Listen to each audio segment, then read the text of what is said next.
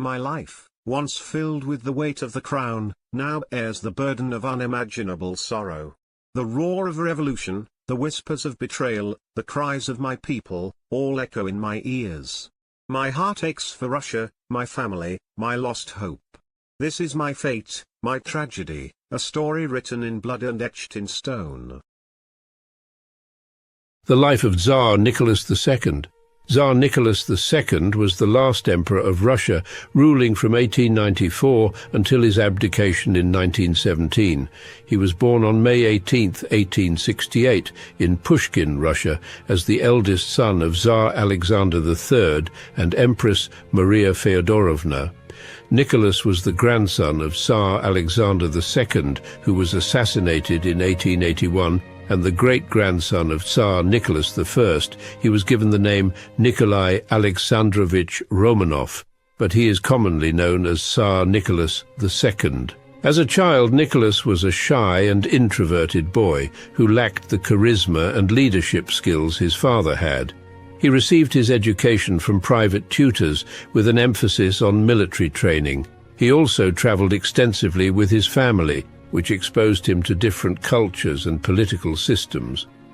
In 1889, at the age of 21, Nicholas was appointed as the heir to the throne after his father's death. On November 26, 1894, Nicholas ascended to the throne. He was crowned in the traditional ceremony at the age of 26, making him the youngest ruler of Russia at the time. Nicholas was not prepared for the responsibilities of being a ruler, and he often turned to his wife Alexandra for advice. She was a German princess and the granddaughter of Queen Victoria of England. Their marriage was a love match, and they had 5 children together, 4 daughters and a son. Nicholas inherited a vast and diverse country, spanning over 8 million square miles, with a population of over 130 million people. The Russian Empire was an absolute monarchy, and Nicholas had complete control over the government and the people. He believed in the divine right of kings and saw himself as the father of his people, responsible for their welfare and well-being. Nicholas was determined to continue the autocratic rule of his predecessors. He was conservative and resisted any attempts at reform or modernization.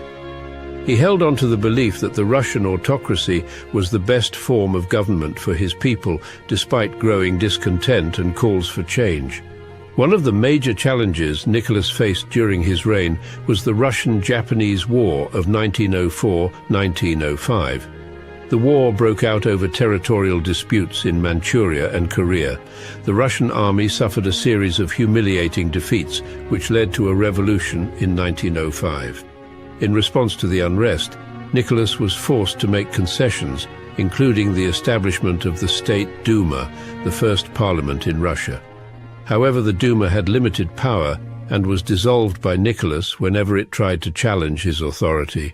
This only further fueled the growing discontent and resentment towards the Tsar and his government. Nicholas's reign was also marked by economic struggles and a widening gap between the rich and poor. The majority of the population lived in poverty, while the royal family and the nobility enjoyed a life of luxury. The industrialization of Russia had led to the growth of the middle class, who demanded more political rights and representation. However, Nicholas remained uncompromising and refused to give up any of his power. The start of World War I in 1914 brought further challenges for Nicholas and his government. The Russian army suffered heavy losses and the country's resources were drained. The war also led to food shortages and inflation, which resulted in widespread discontent and protests. Nicholas made the decision to take control of the army himself, leaving his wife Alexandra in charge of the government. This decision proved to be a fatal mistake. Alexandra was heavily influenced by the mystic Grigory Rasputin, who claimed to have healing powers and a direct connection to God. She often consulted with him and made decisions based on his advice. Rasputin's influence in the government and his scandalous behavior, combined with the ongoing war and economic struggles, further eroded the Tsar's already weak position. In February 1917, a series of strikes and protests in St. Petersburg, later renamed Petrograd, forced Nicholas to abdicate the throne. He was forced to step down not only by the people, but also by his own generals and advisors who feared the collapse of the empire. Nicholas and his family were placed under house arrest and were later moved to Tobolsk, Siberia. In July 1918, the Bolsheviks, led by Vladimir Lenin, executed the royal family, including Nicholas, Alexandra, and their 5 children. The murder of the Romanovs marked the end of the Russian monarchy and the beginning of the Soviet Union. Tsar Nicholas's reign was marked by a series of failures and a resistance to change. He was unprepared and ill-suited for the role of a ruler, and his decisions often had disastrous consequences. His belief in the absolute power of the Tsar and his unwillingness to listen to the people ultimately led to his downfall. Despite his shortcomings, Nicholas was a devoted husband and father who deeply cared for his family and country. He will always be remembered as the last Tsar of Russia, and his legacy continues to fascinate and intrigue people to this day.